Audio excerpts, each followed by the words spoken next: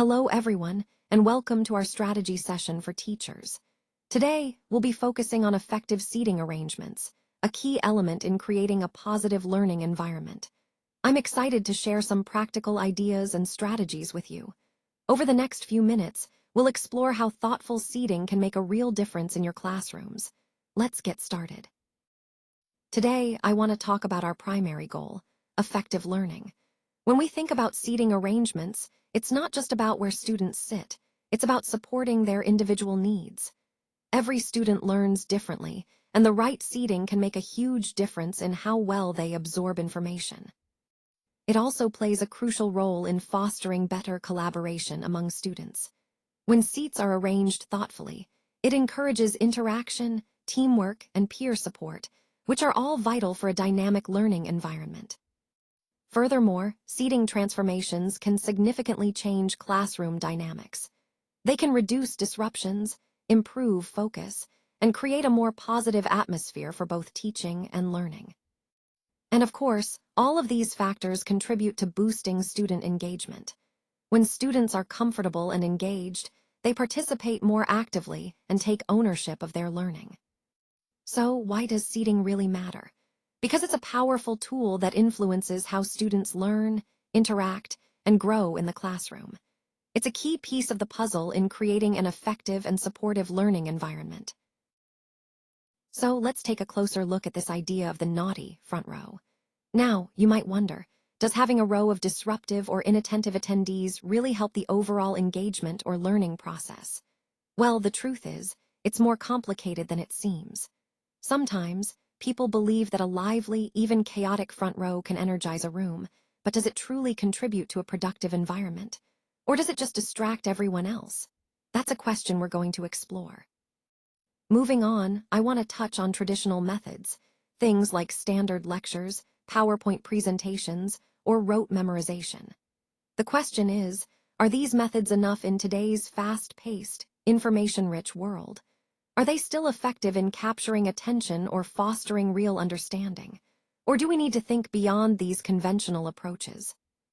Throughout this presentation, I hope to challenge some of these assumptions and encourage you to think about how we can create more engaging, inclusive, and effective learning environments. Because ultimately, it's about improving communication and ensuring that everyone benefits, not just the loudest or most disruptive in the room.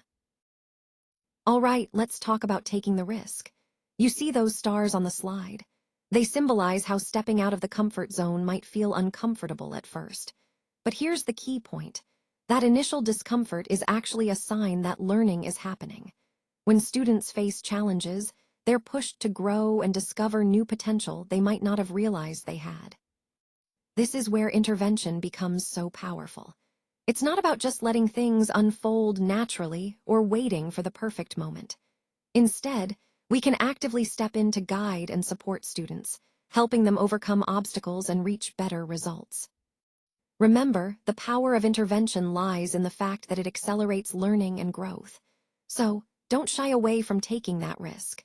Sometimes, the most meaningful progress happens when we help students embrace that initial discomfort and push through it.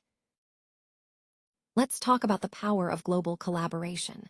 One of the key strategies is to proactively place different speakers together. This means intentionally mixing people from diverse backgrounds to spark new ideas and perspectives. It's also essential to foster a diverse and inclusive atmosphere where everyone feels valued and comfortable sharing. Encouraging the use of the target language helps build confidence and keeps communication authentic. To really break down language clumps, we should mix groups so that people are working with others who might speak different languages or come from different cultures. This approach, bringing together mixed nationalities and languages, strengthens our connections and enhances learning. Overall, by intentionally creating these diverse and inclusive environments, we not only improve collaboration, but also enrich the entire experience for everyone involved. It's important to keep mentoring short-term, so we avoid burnout or awkwardness for either party. A quick session can be more effective and enjoyable for everyone involved. Now, I want to highlight some key benefits of peer mentoring. First, it really encourages peer learning. students learn from each other in a more relatable way. It also helps build leadership skills, as those who mentor gain confidence and responsibility. Plus, mentoring provides immediate support, so students can get help right when they need it.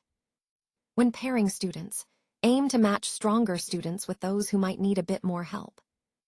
This creates a balanced and supportive environment where everyone can grow. Remember, peer mentoring is a powerful tool to enhance our overall learning community and foster leadership. Let's talk about how we can effectively differentiate instruction for our students.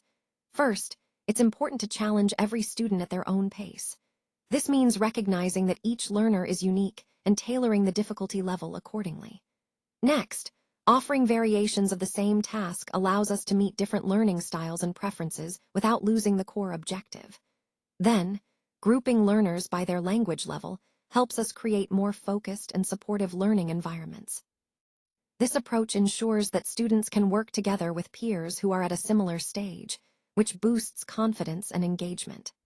Overall, these strategies, challenging appropriately, providing task variations, and grouping by language level, are key to implementing differentiated learning groups that foster individual growth while maintaining a cohesive classroom dynamic. Let's talk about creating a safe learning space. One effective way to do this is by proactively placing students who like each other close together. When students are seated near friends or classmates they feel comfortable with, it immediately boosts their confidence. This helps them engage more actively and feel more secure in the classroom. Leverage existing bonds by recognizing and supporting those friendships. This familiarity creates a sense of social comfort, which is crucial for a positive learning environment. When students feel connected and supported socially, they're more likely to participate and take risks in their learning. Remember, fostering social comfort and friendships isn't just about making students happy. It's about creating a foundation where they can thrive academically and emotionally. Connecting these ideas to our overall theme, it's clear that a supportive, friendly environment enhances learning outcomes and helps every student feel valued and safe. Now, as teachers, it's really important to check for unkindness and make sure that everyone feels comfortable in the classroom. Creating a safe and welcoming environment is the foundation for effective learning and student engagement. One way to do this is by regularly observing interactions and addressing any issues promptly. It's also helpful to foster a culture where kindness and respect are the norms. Additionally, part of our role is to rotate through different plans on a weekly basis. This keeps things fresh and allows us to adapt to our students' needs. Using blank desk plans for group ideas can be a great tool, encouraging collaboration and giving students a visual way to share their thoughts. And of course, we should let students have a say in planning the seating chart. Giving them some agency over their environment can boost comfort, cooperation, and their overall sense of ownership of the classroom. All of these strategies, checking for unkindness, rotating plans, using visual tools, and involving students in decisions, really tie into the bigger theme of empowering student agency. When students feel safe and involved, they're more likely to thrive academically and socially. All right, now let's talk about breaking the pattern. This is all about mixing things up to energize the group and foster new connections. First, we have the alphabetical method, using family names to quickly shift everyone's position. It's a simple way to organize and shake up the usual seating. Next, we have the idea of finding new faces, encouraging everyone to sit with someone they haven't worked with lately. This keeps interactions fresh and helps build new relationships. Then, there's the fun visual approach of using hair length. This adds a playful element and makes the activity more engaging. Lastly, lining up by birthday dates is a personal touch that also serves as a fun way to mix things up. Overall, these methods are energizing because they introduce randomness and variety, breaking the usual patterns everyone is used to. When we incorporate these, it keeps energy high and promotes a more dynamic, collaborative environment. All right, let's talk about how to create a zero-chaos classroom. The first step is training students to check and sit. We want them to be proactive and responsible for their seating, so they know where to go without causing confusion. Next, pin the seating map up outside the door. This gives students a visual reference as they enter, so everyone knows exactly where they should sit. Then, write student names on desks. This personalizes the space and helps students quickly identify their assigned seats. Finally, draw a visual classroom plan. A clear diagram can make the seating arrangement easy to understand at a glance. This whole process is part of what I like to call the seating map hack. It's a simple but powerful way to minimize chaos and maximize efficiency. By implementing these steps, you're setting clear expectations and providing visual cues that keep your classroom running smoothly. Remember, consistency is key. When students know what to expect and have a visual guide, chaos drastically reduces, and learning can happen more seamlessly. Take the leap today. I encourage you to consider making a change now, because better seating really does lead to better learning. Think about the different techniques we've discussed. Which of these will you try in your next lesson? It's worth asking yourself, is your current seating arrangement a deliberate choice, or is it just inertia, something you've continued doing out of habit? Reflect on how your students are organized right now. Are they arranged in a way that promotes interaction and engagement, or is it simply the way things have always been? This slide is all about reflection and planning your next steps.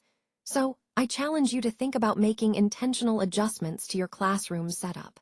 Small changes can have a big impact on how students learn and participate. Remember, the goal is to create a learning environment that is thoughtful, dynamic, and conducive to success.